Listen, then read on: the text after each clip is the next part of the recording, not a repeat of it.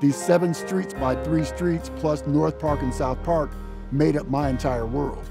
This hill was made to create and bring forth great leaders of the 21st century. Here we are living in northeastern Ohio, living in a completely segregated community, going to an integrated school. Yeah, I do feel that this project is important to preserve the history of the Heights, and I'm hoping that the youngsters, the youth involved in making this project might be taking some journal notes of their own for the future. You know, don't think of the Twinsburg Heights as just a little poor little neighborhood, because it's not. We are rich. We're rich in soul, and I just want people to know that. I want people to see the benefits of this part of Twinsburg.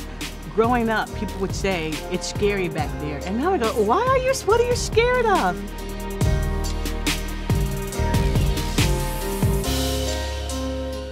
It's important because a lot of people don't even know about Twinsburg. Only time is Twin today. It's actually, geographically, it's higher than all the other places around. That's why they call it the Heights.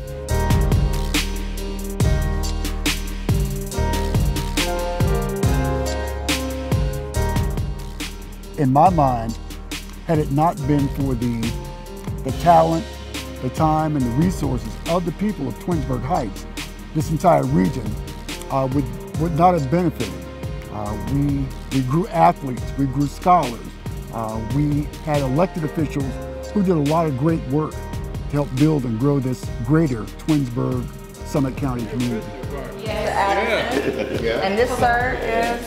Mr. Harley. Mr. Harley. What's your name? Jazz, nice to meet you. Okay, Jazz.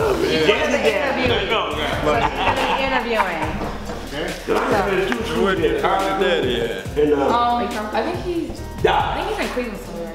Yeah, I haven't seen him. That's the only 2 schools he had. It's across the... People to know from the documentary. It's not just what we have to That's it. Well, you know, my thing is, how far back do you go?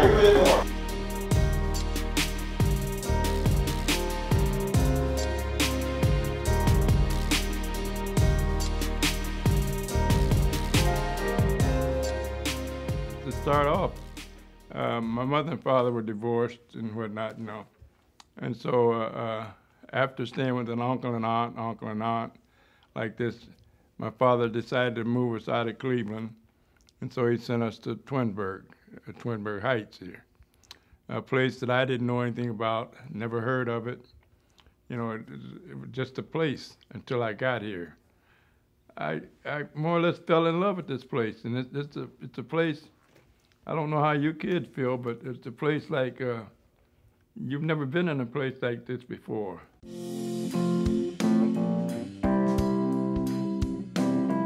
How long have I lived in the Heights?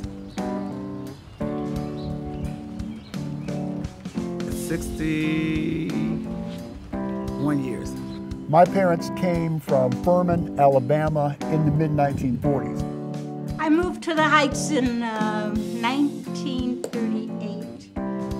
And I graduated from schools in Twinsburg system, 1959. Our family moved out in the Twinsburg area in 1939. I have lived here all my life, ever since I was a little girl. Well, my family came, uncles and aunties, they was here in the 40s.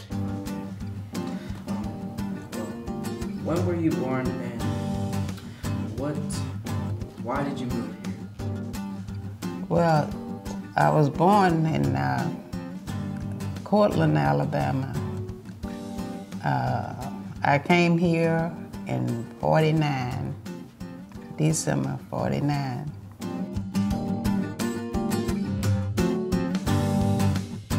Twinsburg Heights, as we referred to it, was almost a carbon copy of the South. You know, people came from the South, they was not comfortable living in the city, so they moved here where they could have garden, and some of them had livestock. This was initially a farmland that a gentleman had years ago. And he had some convictions concerning minorities. They wouldn't let them into this area. So this farmer donated all this acreage up here called the Heights, and he donated it to the people and helped build the church. That was Mount Olive Baptist Church. It was based upon a man having a heart, and it was based around religious freedom and religious liberty. Rolling. Action. So, Grandma, over the summer, we're doing a documentary about the Heights and the project, and we wanted you to tell about the history of the Twinsburg Heights and your experience. First of all, I want to go back to the time when my parents came here, which was your great-grandmother, and grandfather, yes. They all came here from South.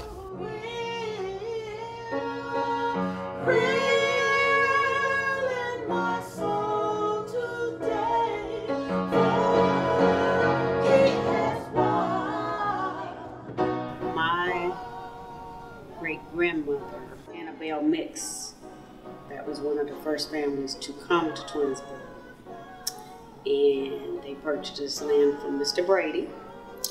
And then that made my grandmother, that was her daughter, that landed them here. So that's how we got here. Hi, Mom.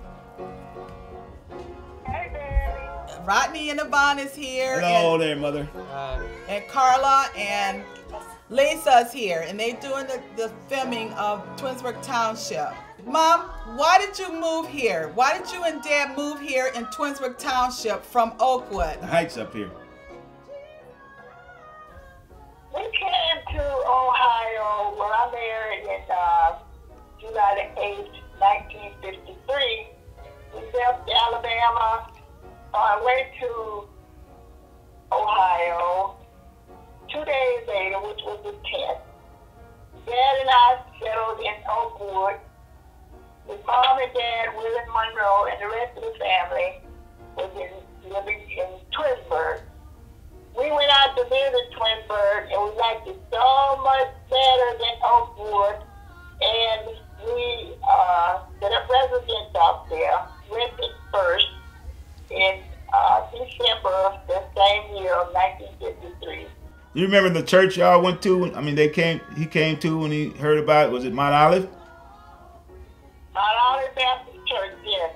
Okay. On Street there. Okay. Okay.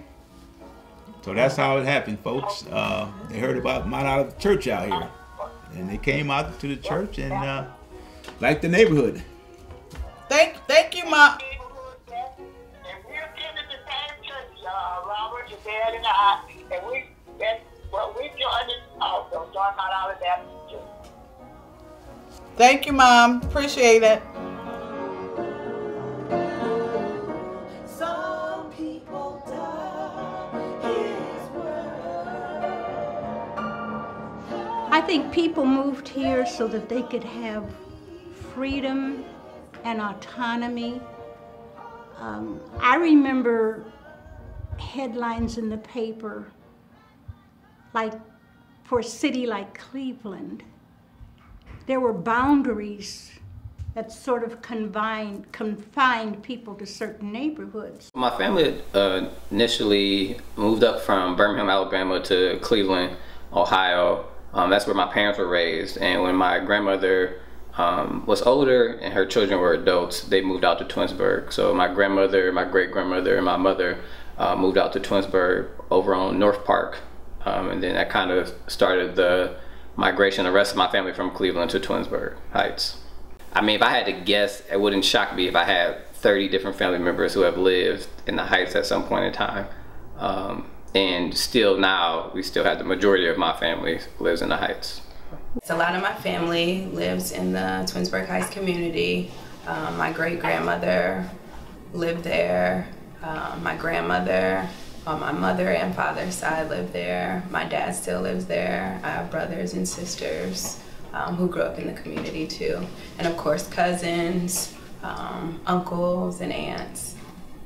There was a sense of family that existed. And the reason that it did exist was because we were so insulated and insular from the rest of the community that surrounded us that we had to kind of take care of one another.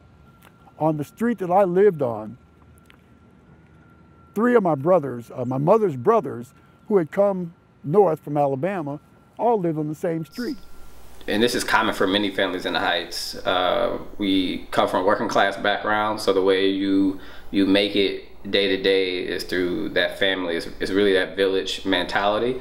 So if my family didn't have the car and one aunt did, she was the person who kind of did the carpooling, or if we had the food, then that's where you went to go eat. And I think that's kind of was the communal way you got by in my neighborhood. Not just for my family, but I know a lot of my friends who I grew up with, you leaned heavily on your aunts and cousins to make it to the day-to-day.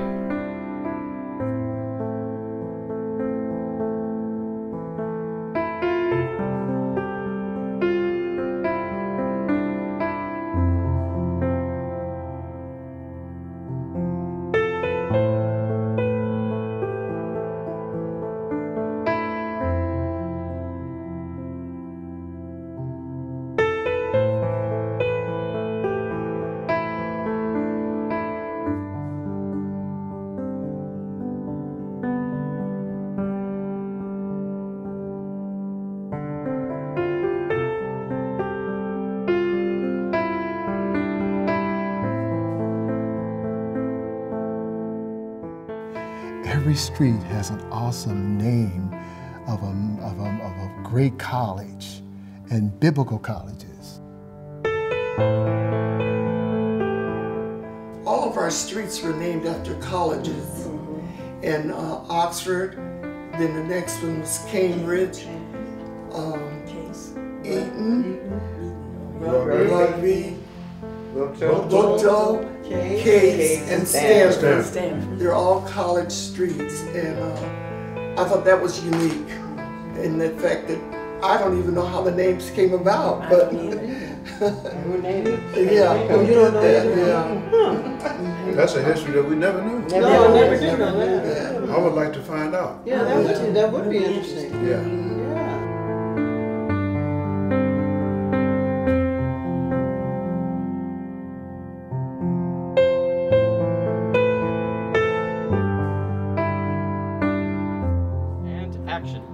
So Mom, tell us more about your family. Wow. I love my family. I'm one of 12 children. I'm second to the youngest. My mom and my dad, and my mom had 12 children. My family's from Crawfordsville, Georgia, and my father had a business down there. He was a sawmill worker, and so he owned that business. And back then, African Americans couldn't own their own business back in the South. And so what they did, they threatened my father and told him, you either shut your business down or we're gonna come after you. And so at that time, he had just got a Ford truck. And so he turned his Ford truck in and he came up to the north to have a better life with he and my mom. Our first real member was Mother Mamie Peak, and she's the one that has, she had 12 children. And one by one, her children start coming to church and they start getting saved one at a time. And some of them were our age, my age, and some of them were older. It was just her, and we just persevered. Back in those days, I remember she showed me how to start a coal fire in a stove. Yeah. It was in the middle of the congregation. Everyone else in Akron had gas, forced hot air, but we had a coal furnace, but we had Jesus. That's all that counts.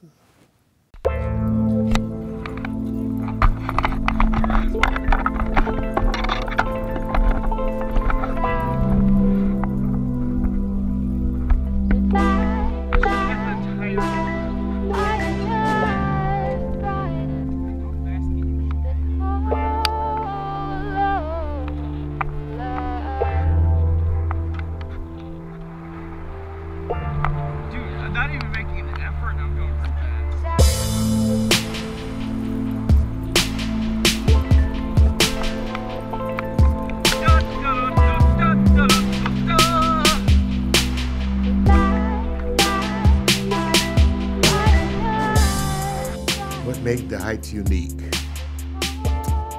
Because of what it was and where it was. That's what made it unique. It was a settlement inside of a settlement, because Twinsburg was a little place and Twinsburg Heights was its own little small entity there. That's why we had our little grocery stores and everything was there that we wouldn't really need per se.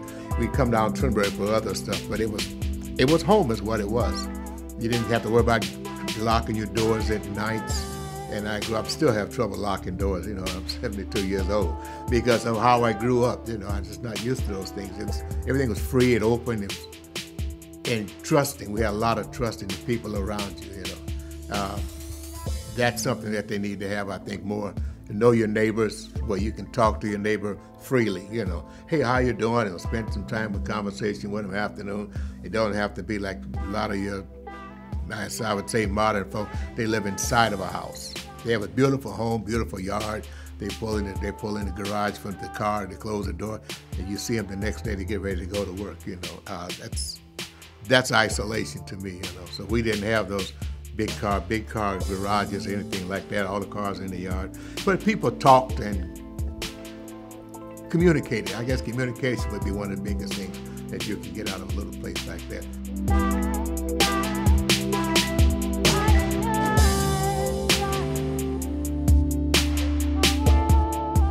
The Gaskins, they used to have a corner store. We could go up there and buy candy for a nickel. Then we had the little small business people, like the candy apple man and the candy apple lady, the ice cream man, the sweet potato pie lady, you know, different people that sold and made stuff.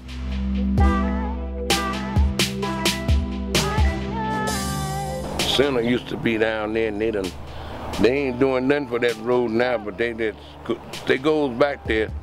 Place look pretty. They done tore everything down back there, but place still the same. They used to play ball back there. Yeah, all that. We had a good ball. Yeah. We had a good ball. John Curry, all of y'all. Yeah, yeah. Old man Green coming around there. Ice cream, ice cream. Yeah, he made that ice cream. He made it homemade. We don't got no more homemade ice cream. We didn't go to the store. We had a milkman that would come and deliver the milk, and the sweet man would, I'm not sure, remember what he delivered. Y'all remember what he delivered? I just remember the sweet man. We called him the sweet man, and he come in his old truck, chocolate balls. And yeah, and the egg man would deliver the eggs, and like I said, I really don't understand how they got up here because we didn't have streets.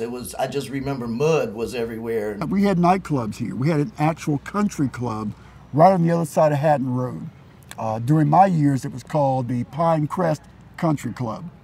And during those years, some of the bigger acts from Cleveland would come out here and perform. The OJs and Brooke Benton and those folks.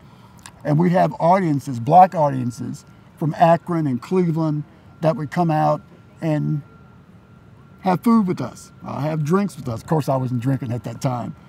I like that we had the bars. I loved going dancing. I didn't like to drink, so I loved to go dancing. So that's one of the fond memories. Yeah, we had a church and a bootleg on every street just in Twinsburg. So it was interesting times out here. And some of the churches are still there, and on each corner out there, on each street out there, I think there's still a church just about every street but one out there.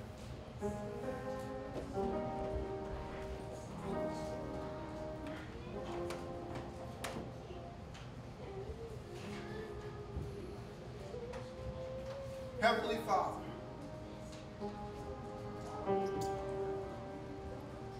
Father, we come to this your altar this morning. Father, asking, Father, that you lead and guide us, Father, along the path, Father, that you have provided light for us to walk on.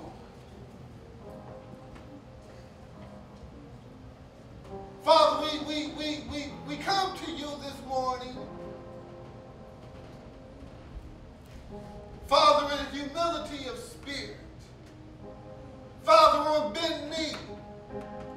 Father, to ask you, Father, that if you would remove the things, Father, that hinder us.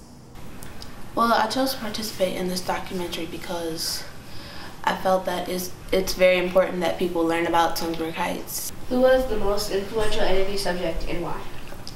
I like Miss Stella White because she had lots of like detailed information, and like it was very interesting and entertaining to listen to her story. I enjoyed like being a director and saying sound and camera and slate and action. Sound, camera, Rolling. slate. Stella White, scene 11, take 1. Act. How long have you been gardening? How long have I been gardening?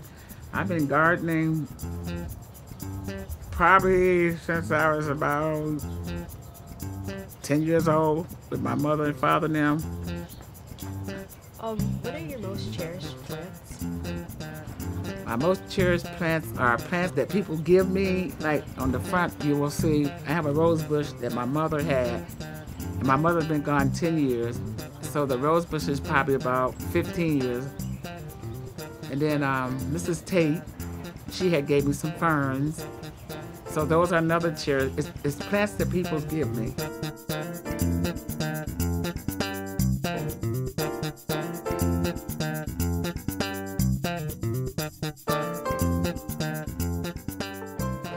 Why do you feel doing a documentary about this neighborhood is important? Twinsburg Heights and Twinsburg as a whole has come a long way. For people to learn that Twinsburg is not like they see now, that we had to struggle, like to talk about the struggles in the South, we struggled here to get where we are today. The things that they need to know about is the hardships that we had to incur in those days. I came here in 49, and there was a lot of people up here, you know, because I guess whatever they could get to build a house, they would build it, and they would live in it. And I know one lady, they was living down here at the house across the street over there, and they lived in a tent for a long time. They had no zoning laws at that time, and what you put up was yours, and it was your palace, except it didn't always look like a palace. And if you can look at the houses today, they compare like they are palaces to what some of the houses were like earlier before there was zoning. As a little girl, we didn't have running water. We didn't have street lights out here. Everything was dark.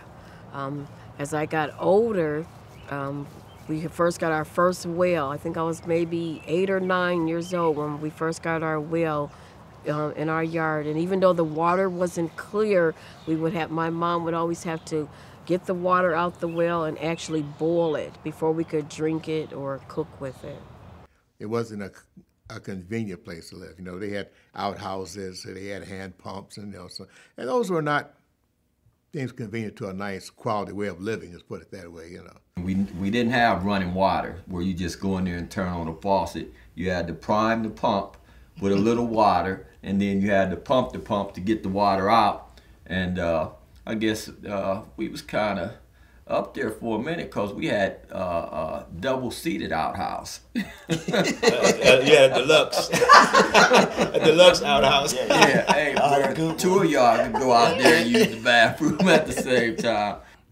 You know, we walked up these streets and, roads in the mud and whatnot, you know, and then like one of my friends was telling me, cars couldn't come up in the wintertime because they get stuck in the middle of the road, you know.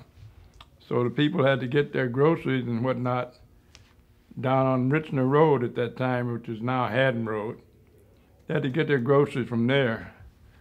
And it was hard on some of them because they had to lug all this stuff up, all the way up the streets in the snow to their homes, you know. And their homes weren't too much at that time. And actually the plumbing came in, was it 1970s? The early 1970s we started getting inside, you know, bathrooms and things.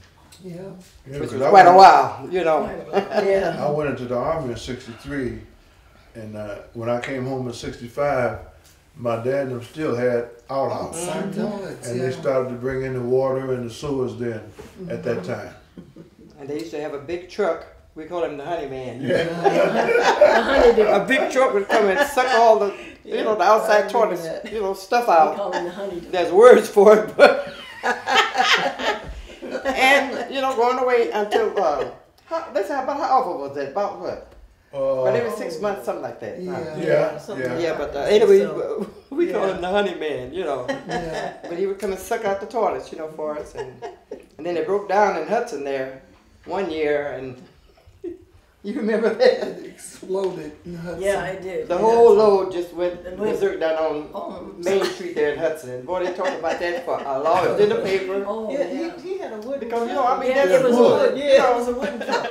And he terrible. dropped his load right there. Right there on Main Street. The whole thing just came apart. Yeah, the honey man. That was goodness.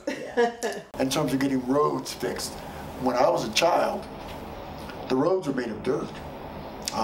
Every summer they would come by in the oil truck and actually lay a coating of oil across the dirt to keep the dust down because it was a dusty road, and then lay gravel on top of that. We had to fight to get roads. We had to fight to get plumbing. We had to fight for just the basic necessities that other folks took for granted. He's getting more like the white folks every day. Sung by Mr. Bert Williams of Williams and Walker.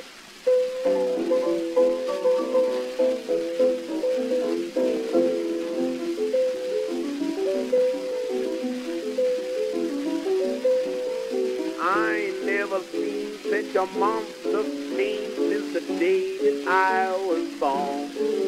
Has bounced up here in the last few weeks between me and Sally Home. What I enjoyed the most, I like looking through all the newspaper clippings and scanning it into the computer. Who was the most influential interview subject and why? The most influential interview subject for me was Lucian White. I just thought he gave really good detail about things that you wouldn't find in history books, like just like racist incidents, like people hiding at the bottom of Haddon with shotguns and things like that. Well, you know, Twinsburg Heights was not a place was welcomed with open hand by the citizens of Twinsburg. And some of the old timers tell me that there was a movement to move the blacks out of Twinsburg Heights. And they went out and got guns and that type of thing and laid in the bushes on Haddon Road waiting for them to come up and chase them out. So they didn't want Twinsburg Heights to exist. One kind of me. Now she's got to have two different kinds or else she cannot eat. I know in spare it was a luxury. She'd eat them boiled. There was quite a bit of prejudice. Yeah. A lot of it, not quite a bit. I don't know what adjectives you could use more than that. Yeah, it was a lot. But in the meantime, I think it was the older people, because the kids got a long time, didn't they? And we all carried our lunch at this big long, you remember the big long tables? Yeah. And we used to carry jelly and biscuits. Oh, Lord, yeah. Lord, yes. I remember I used to be ashamed, and then I looked down, somebody else had jelly and biscuits, you know, in a little brown bag, you know. All on one big long table, you know. I remember when they built the swimming pool up behind the local high school. And a bunch of us decided, new swimming pool, we're all going down to the swimming pool. But the moment we got there to the gates, they wouldn't admit us. And we looked and we were asking them, well, why can't we get in? Because you live in the township. Well, we said, well, those kids are from the township. Those kids were white kids. We were only identifiable as being from the township because we were black, and blacks who lived in Twinsburg only lived in Twinsburg Heights. And I think that restriction is still in play today. Mm-hmm. That because it was built kind of with city money, that township residents either have to pay an additional fee or are not allowed into that pool to this day. You could go into the pool if you spent it overnight in the city. In a family. Okay. So we had to kind of be squatters, visitors. Yeah, right. To Twinsburg City in order to stay there. How was it being one of the first black basketball players? Oh well, it wasn't bad. Throughout the county it was a little different than it was in this township.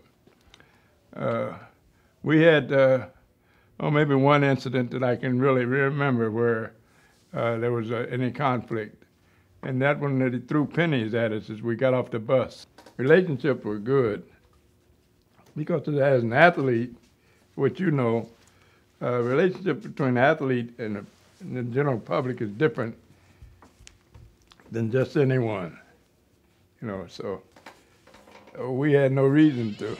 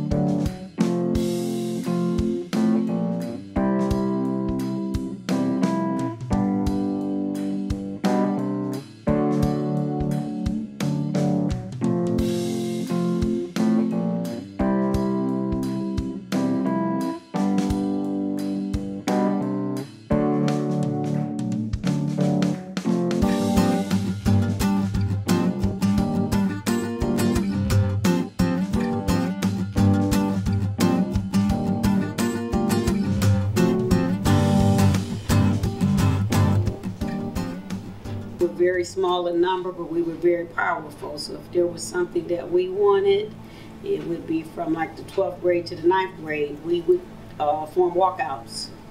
And then my mother worked at the community center. Hubert's uncle, Luke White, worked at the center. Miss Barner, they would all come down to the school and support us in our walkout. During the going toward the late 1960s, of course the country was changing. We were going from a time where black folks were forced to be more laid back and docile, if you will, to a much more revolutionary spirit. And that spirit also happened here in Twinsburg. Probably starting in 1967, there were disturbances there at the school. I remember some of my older brothers having issues with some of the teachers. Part of the problem was that they felt as though we should be viewed as less than when we knew better. Our parents always taught us that we were equal to any human beings that walked the face of the earth. That was something that was impressed upon us, that we learned. But as we left Twinsburg Heights and came, as we called it, down the hill to the school system, that changed. Because when you're constantly being told that you're not as good as, when you're being told that you have a different set of rules that apply to you than to the white students, it was a rebellious time. There were walkouts. The first walkout that I can remember kind of orchestrating and participating. We demanded in 1968 a Black Studies program, and the school agreed. The problem was they were going to have one of our social studies teachers who happened to be a very nice guy, but he was white. And we were trying to impress upon the administration that, as well-meaning as this person may be, how can a white person in 1968 teach black children about black history when we were in fact making black history during those times? So we did walk out. The challenges that I faced when I was going to high school, I remember two distinctly. One was there wasn't a lot of African Americans in Chamberlain at that time. And we had, my one class, we had a Thanksgiving feast. And so it was my responsibility to bring the sweet potato pie. Well, it just so happened that I had forgotten the pie at home, or it could have been, I might have been a little embarrassed to bring it on the bus. So then I asked one of the girls in the class, I said, can you run me home so I can get the pie? And she said, sure, where do you stay? And I said, I just stay up Twinsburg up front. And she went, do you stay in the Heights? And I said, yeah, I stay in the Heights. And she went, but I don't know if I want to go up there or not. And I said, why not? And then so she said, well, I don't think I can take you home to get that. That kind of made me feel, didn't make me feel good, nor didn't make me feel comfortable. I remember sitting in some of the classrooms and different comments that would be made, and I would say, someone has to say something or this will continue. I remember growing up and not always feeling proud of being from the Heights because in the overall scheme of Twinsburg, oftentimes for some reason the Heights was known as the bad part of Twinsburg. So I remember, you know, feeling like, well, my neighborhood isn't that great, or I wish I lived down in Twinsburg, as it was often known. But as I've grown up, I've come to understand the importance of these small communities and how, you know, they really came and created their own environment, their own little anchor institutions to support one another. And it's just really helped me understand the importance of, you know, working together with other people and just realizing the rich history that, you know, our people have.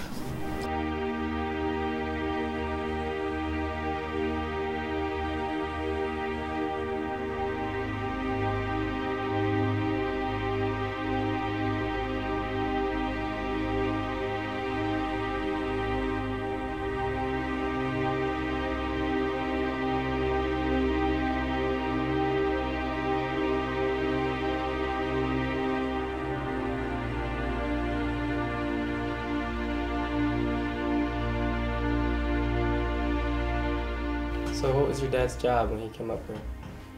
My job, you want to tell him, Joe? Go ahead. My dad did quite a few jobs, Avon, when he came up here. He worked as a contractor. You know, he worked at factories. He helped, you know, build, you know, apartment buildings. And he did construction work. So he did quite a few jobs, but then he landed the best job that he ever had, and that was at Chrysler. He finally got a job at Chrysler. And he was in there, you know, doing assembly work. Helping with the car parts. Go ahead, Joy. I remember when he first got the job, we were living in the 4-room house, and he was standing between 2 doors in the hallway, like, and in separate rooms. And he had his hand up against the wall, and he said, "I got the job."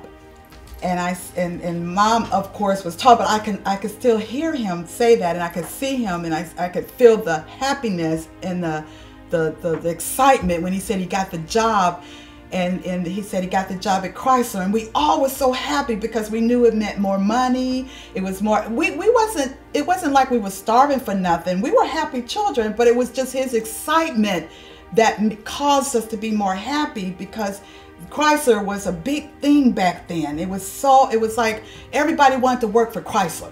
Yeah. And he worked there 32 years. Yep, he did. He was there 32 yep. years. He did. He bought a brand new car 3 years after he got the job. Yes, he did. A station wagon. As a matter of fact, it's still in the family now. I still have it at my house now. Yeah.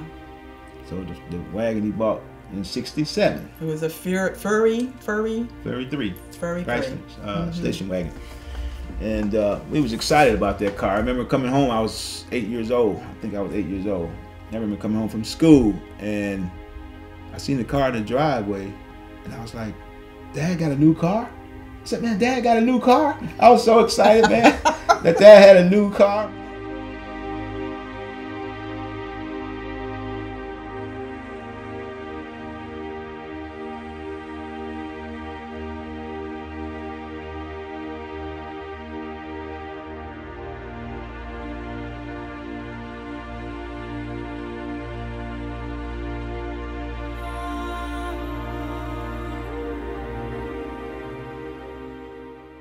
My brother, Lucian White, he was the cause of me to get a job at Chrysler.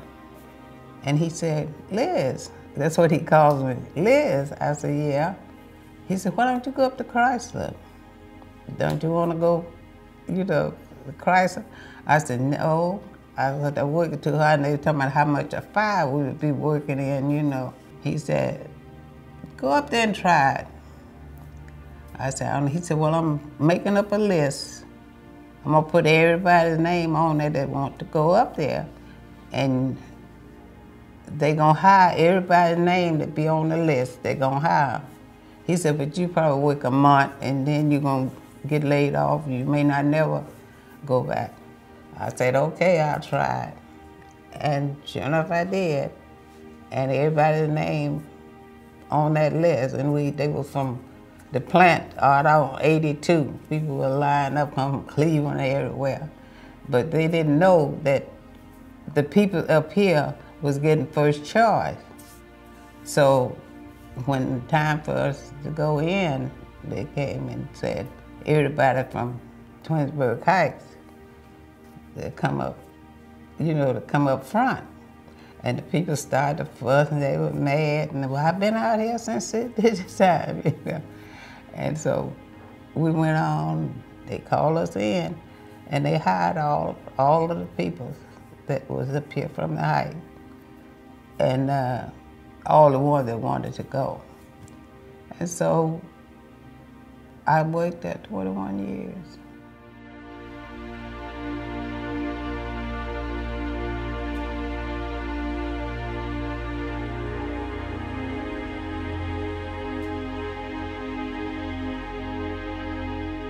I worked at Chrysler. You want to talk about that a little? Yeah, I worked there 43 years and 6 months. Good to tell you, he went through the asbestos thing, cancer thing. Oh yeah. Yeah. Yeah, I was diagnosed with lung cancer in 1999. Had a spot on my left lung, small cell cancer. They couldn't operate, but I went through chemo and radiation, and I was in remission. I've been in remission ever since. Hopefully God will bless me to stay in remission. Really? But I also had later on had prostate problems, as all most black men have, and I had that cancer, and I had to take radiation shots for that. And my radiologist told me that I had 43 shots of radiation, and he told me that that's going to affect my ability physically. And it did. I couldn't walk near as far as I used to. I was very frightened when they told me I had that lung cancer. They said about the size of a quarter. And I found out later that a lot of my, I don't know what they call them, co-workers that worked at Chrysler also had cancer and didn't know it. And we tried to tell the union that something in that plant is causing cancer. So one day they had a screening. Across the street was our local union, and they were screening for asbestos and cancer. I went, tried to talk everybody into going. A lot of them didn't go, and that's when they found the spot in my lung. And I was blessed that the guy said it's about the size of a quarter. But a lot of those guys that passed the place up, it's right kind of corner across the street. They later contracted cancer. I know a lot of the guys I work with never drew a paycheck because they had cancer. And when they got there, about the size of a softball. And the guy says it's too late to break it up.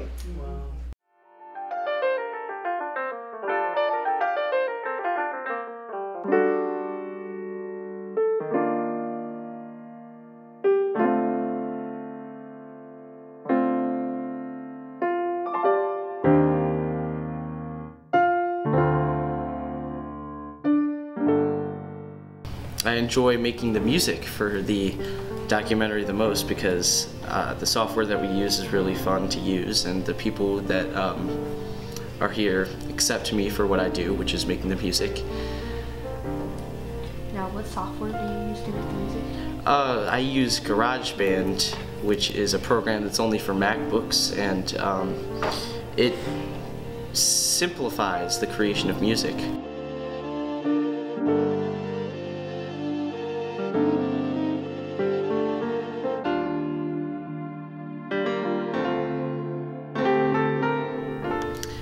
I think the most influential interview subject was Hubert Brandon because I actually did research on him before I I didn't interview him, but I did some research on him before we had interviewed him, and I kind of had a background knowledge on who he was before we actually got in front of him. And when we got in front of him, he was such a kind man, and he was really conversational. He would talk to us, and it was easy to get information from him and stuff. It was really nice talking to him. The fact that when Chrysler was brought into the Twinsburg area, that land that it rested on was originally Twinsburg Township. It was gerrymandered out of the township into the city so the city could take benefit of the taxes from that facility. And if any of you have ever been to that area where the community center and Chrysler stands, for years there was a fence that separated Chrysler from Twinsburg Heights. And we just thought that was so insane because people could literally walk from where they lived in Twinsburg Heights to work at Chrysler. But they erected a fence to keep people from going back and forth to the Chrysler plant.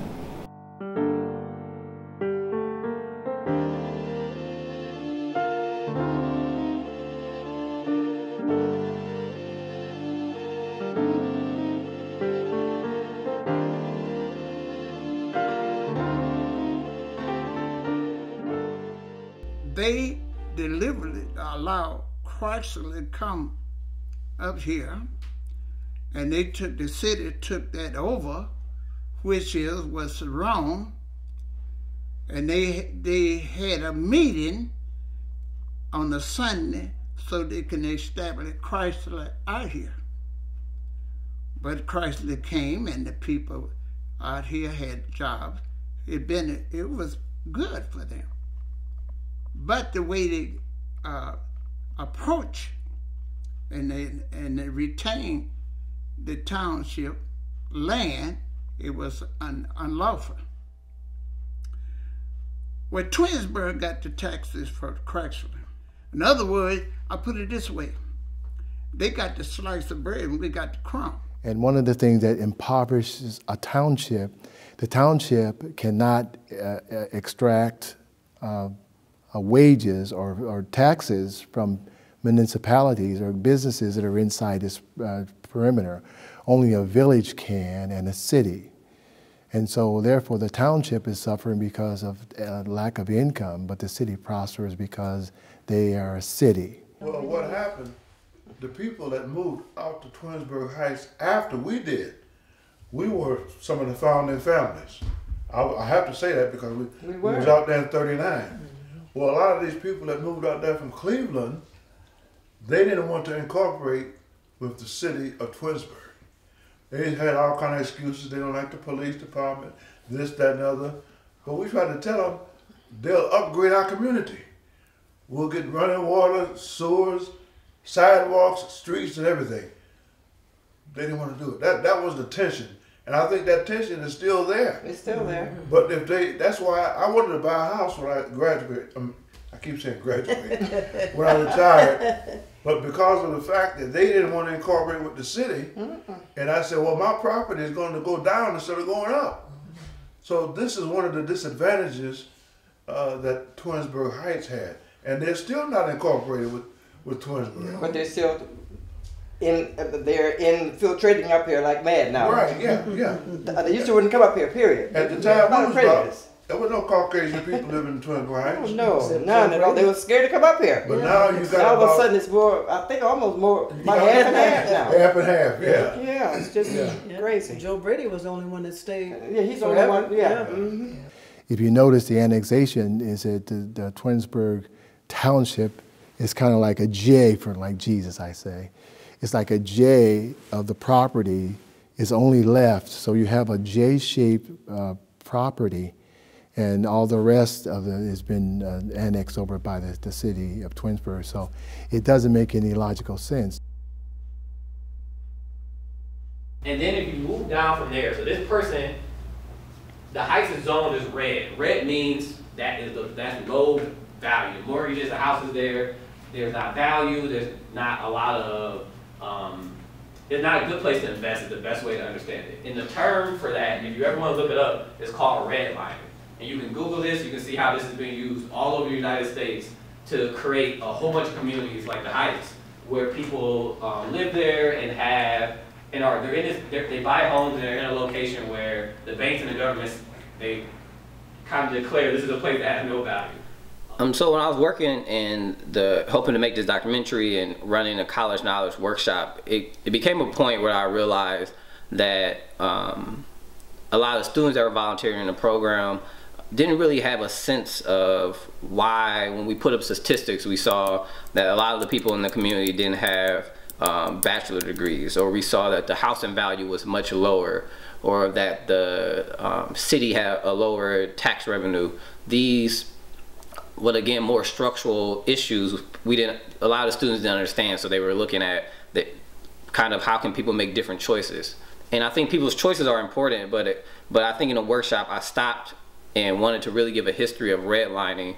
And redlining really goes back to look at what are the policies and just racism that really influence the development of communities throughout America. I knew the distinctions between being black growing up in Twinsburg Heights and then when you cross the highway, and my peers who grew up in the more middle-class neighborhoods and so on. And I knew the differences of how we were treated when we went to school. But when no one gives you any type of vocabulary, no one explains what are some of the policies or the history or some of the structural forces that help design these two segregated neighborhoods, you start to believe these ideas when you are in school with your peers from across the highway, when they talk about your neighborhood as a slum, or they talk about your neighborhood as this criminal place where no one should go up on the hill. You start to believe kind of that something may be wrong, or that their neighborhood may be poor, or all these things because people are making bad choices, or something's wrong with the culture. But as I got to college and learned more about structural racism and learned again that what was going on in Twinsburg Heights is not unique, that all over the country, all over Northeast Ohio, there's these small low-income communities, often predominantly black, that are unincorporated townships and just cut off from any real resources and funding to help develop them. We call it the rock, which is, this place is nothing but a solid rock, and it's good for factory, like stamping plants and so forth like that. And they really wanted, the city wanted this place up here. So, but we had gathered Carlton Powell and Mr. Parker, myself, Jose Jones, and others. We had organized a group, and we had a meeting with them and told them no, they will not cooperate with them, because what they wanted, the Heights, because like I said, for the factories, and we were not giving it up, and we fought them for years and years.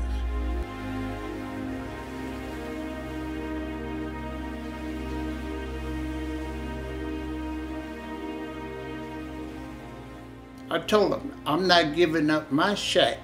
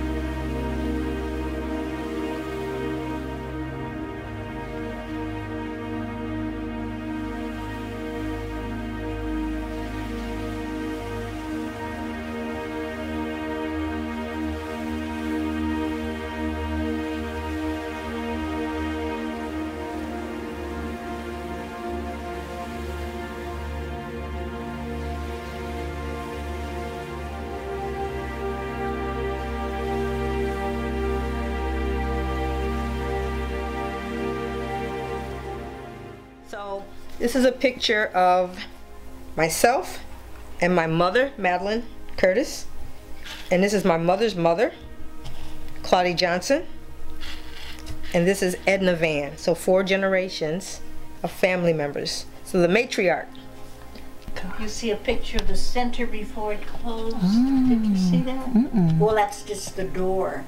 That was one of our. Oh wow. That was one of our memorabilia that the senior coordinator gave us, and it's so meaningful.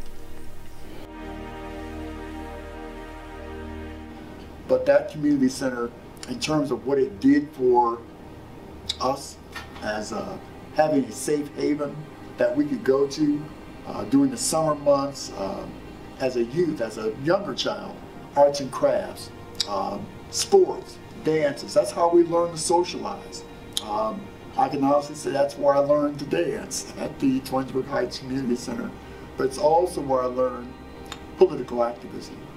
Because if not for that center, we would not have known how to organize, would not have known how to take on those issues that surrounded our community.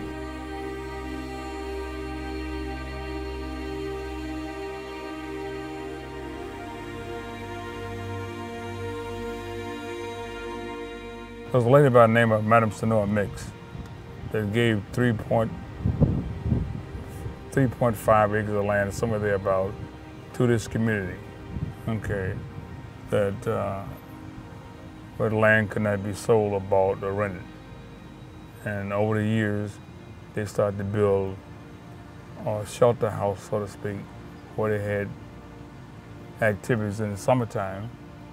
There's no heat, no water, no sewer. So in the winter, it would close down. But the center, the community center was started, back in the 50s. Yes, and the first center that was put up there was constructed by the older people, older men coming home from work, and they would lay a block or 2 blocks at a time, So if you noticed at the center, you could have seen how the blocks weren't even at times, They go up, down, but they took their time to build it. And myself, I was out there playing baseball. I wasn't fooling with the building or whatnot. And they did build that building. And from that point, the center prospered a little.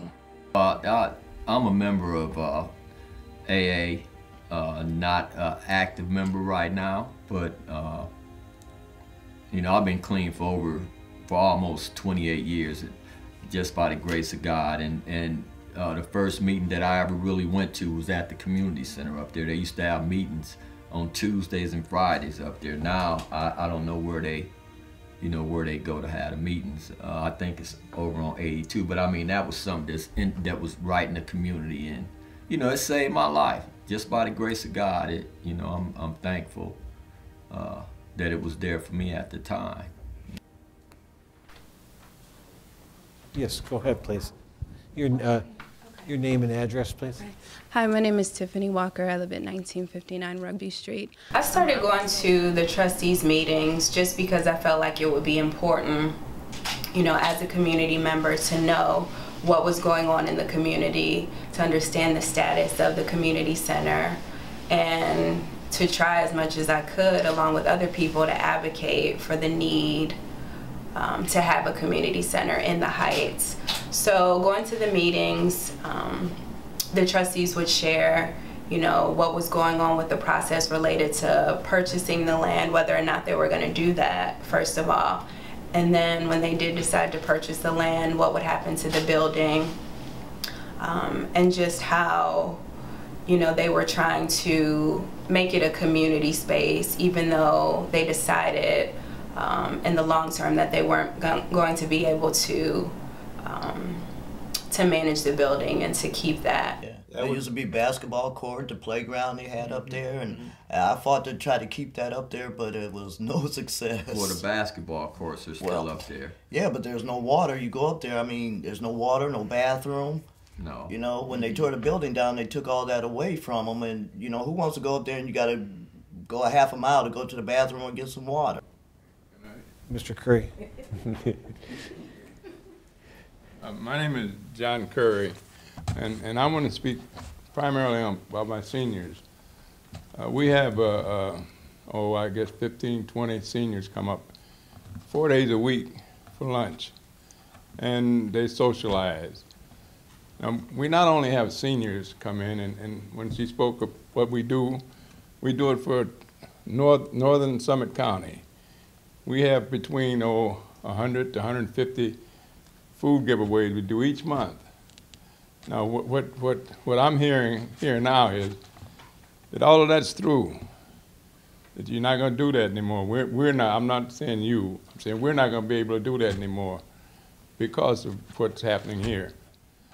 But what I can't understand is how we can leave these people out there that come in there for services. You know, and it's a hard thing. It's a hard thing, you know. And like we pick up bread, and that's minor, you know. But this food giveaway, you got a lot of people, and you're talking about hard times. Hard times are here, and they're going to stay for a while. So we're not only serving Twinsburg Heights, we're serving northern Summit County, and I see these people come in. So you know, I just don't see how we can more or less get out of the way and let it happen. You know, I've been around here for, well, we won't even discuss how many years. I've been here for quite a while. Well, I will discuss it. I'm 79 years old now, and I've been here since 1944. You know, off and on, and I have a great deal of interest in the Heights area, if you want to say that. But what's happening now, it's kind of heartbreaking, you know. And sure, I might cry, you know, because I'm that type of person, really. And I just can't see you guys letting us down to the point where it's you go ahead and crawl and see what you can get. Thank you. Thank you, Mr. Curry. If Plan A doesn't appear to be an option now, we have to expeditiously look at Plan B or Plan C.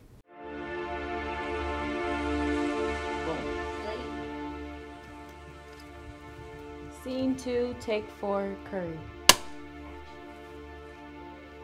What is your hopes for the Heights in the future? Like, where would you like to see it? Well, my thing is young people really now, and I'd like to see some younger persons running for trustee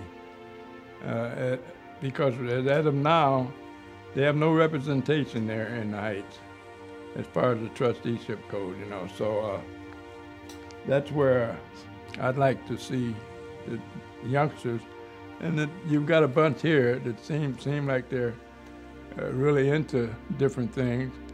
But I'd like to see one of the youngsters run for trustee.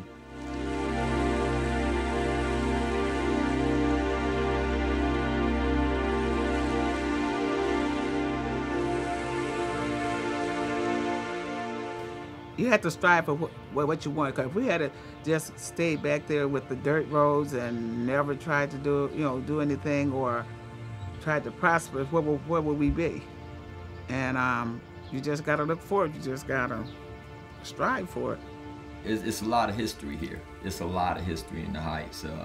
You know, most people would just think that people right around our age just grew up automatically with indoor bathrooms, with indoor plumbing. But it wasn't like that. Yeah, we worked hard around here. And just so that they can learn how to be grateful. Because, and look back to see how hard it was. I mean, we didn't realize it was hard. Most of it was fun to us, but to let them realize how hard it was and how far we've come as a township. Probably down the road, in terms of years from now, Twinsburg Heights probably will not be remembered as Twinsburg Heights. Because this is kind of like a real estate name, like Ludlow in Cleveland. You will not find a Twinsburg Heights on a map. It probably will not be a Twinsburg Heights when people die out, this probably be part of Twinsburg Township, or it might annex to the city of Twinsburg. People change. Not the original people, but more people start moving in, and sometimes they look at us like we didn't belong here, you know. You know, like we were strangers or something, you know, and we've been here all our lives, you know.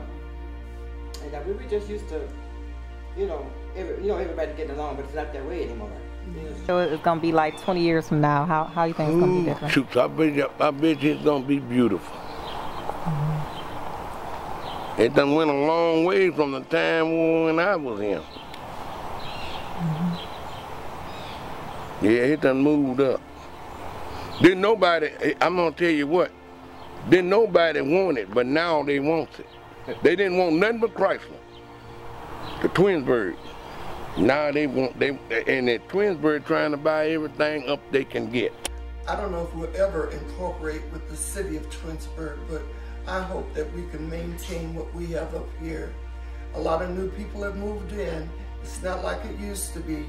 I mean, we used to know everybody up and down every street, and now there are people I don't even know. But I think that the camaraderie is still there of the older ones that were here. And I'd like to keep it this way if we could. Who knows what's going to happen in the future? None of us know. I could see the changes in the township now, even though I am blind, but I'm able to, what I hear, able to see the vision. It could be much better. When I hear the phrase, it takes a village, it relates to the Heights because, you know, thinking back to hearing, you know, the history and Mr. Curry saying how guys would work a full day and then go up and build the center brick by brick. And that only happened because everyone was coming together as a group to build something. And the something that they built ended up being very great. The most unique part of Twinsburg Heights is our resiliency. The fact that we came from nothing. When those original 6 families came here in the late 30s, early 1940s, there was nothing here except trees and dirt. From those trees and dirt, they carved out basic streets so they could get up and down those streets. From those streets, new families came in, raised great families with great individuals who went on to do great things throughout the United States and throughout the entire world, grew up in this community. And I think that the world needs to hear that. I think it gives you a different outlook on life when you have to really rely on a network of people, and you see how much more can be accomplished when everyone's supporting each other and there to have each other's backs in those hard or desperate times. I think it prepares you to go through life and not only willing to provide help, but also willing to accept it when your whole grown-up experience required you to do both. Don't look at the Heights blindly. Look at it as with a positive idea, attitude. Be realistic in knowing exactly what the Heights could be and what it should be. Yeah. This is actually part of the history. Yes. Right. Yeah. And it's going to go on. People in years are going to see it, look back, and see what it was like in Twinsburg Heights. Yeah. Twinsburg has produced a variety of just magnificent professionals, doctors, lawyers, college professors, professional athletes, business people from that small community of 7 streets by 3 streets plus North Park and South Park. A lot of the athletes that came out of here were successful, but it was that togetherness. Everybody stuck together and everybody tried to help each other's child. Like there's like Kelly Herndon and James Posey, which he wasn't raised here, but even when he came, Mark Hunt, everybody just rallied around them, and they just put that love there and tried to help them to succeed. This hill was made to create and bring forth great leaders of the 21st century. But as I ride up and down these streets, visiting with some of the newer families, visiting with folks who I've known all my life, there's no place like home. There's no place like home. There's no place like home.